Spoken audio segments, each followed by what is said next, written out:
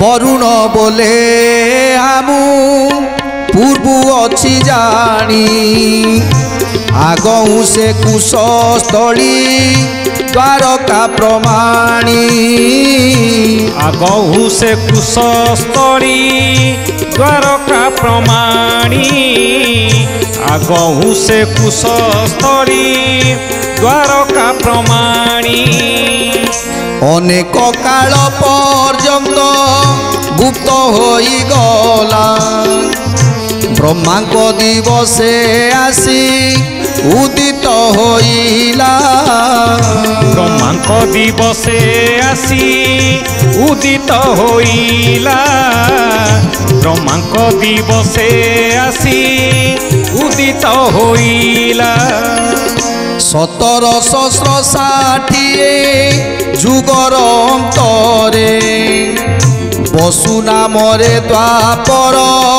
हुए से स्थान रे बसु नामरे द्वापर हुए से स्थान रे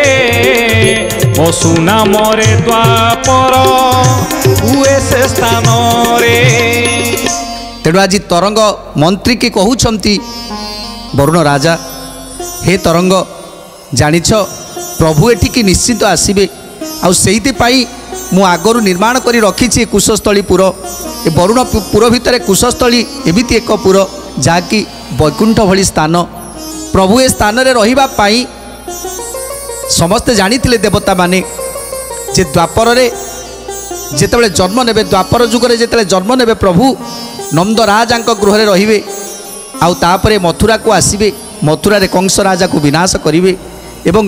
अनेक असुर को निधन करि सारिबा परे जरासंध भୟରେ आसी पहुँचे कुशस्थलीपुर रे समस्त जादव को नहीं जहाँ आगुरी मत ज्ञात अच्छी ए कथा को आज भावुंट वरुण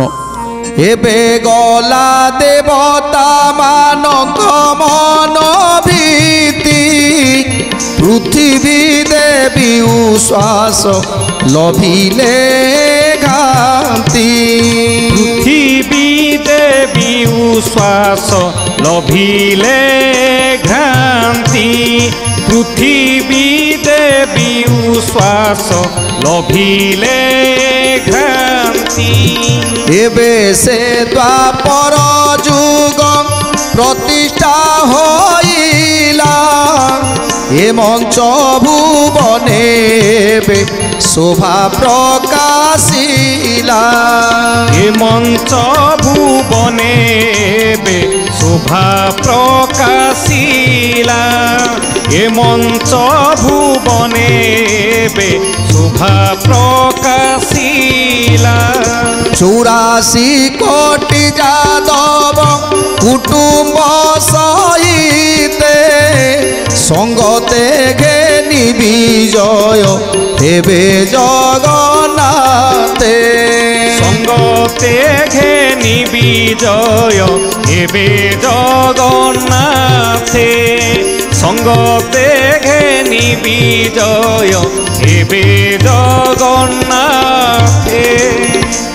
तेणु आज वरुण राजा कहउछंती हे तरंग आज कुशस्थली धन्य होइजिव कहीं देवादेवी माने जेतेबेले समस्ते तपस्या करथिले प्रभु जन्म नहीं ए असुर मान को विनाश कर तेणु सेइति पाई धरा पृष्ठ को आसीछंती प्रभु द्वापर जुगरे जन्म नहीं कृष्ण अवतार रे तेणु समस्त असुर मान को विनाश करने पाई आज ये धरापृष्ठ रे जन्म नहीं कुशस्थलीपुर को आसुंच ये जगार विश्राम नापी तेणु आज वरुणपुर धन्य हो वरुणपुरटा आज धन्य हो तेणु तरंग सहित कथा होउछंती आज वरुण राजा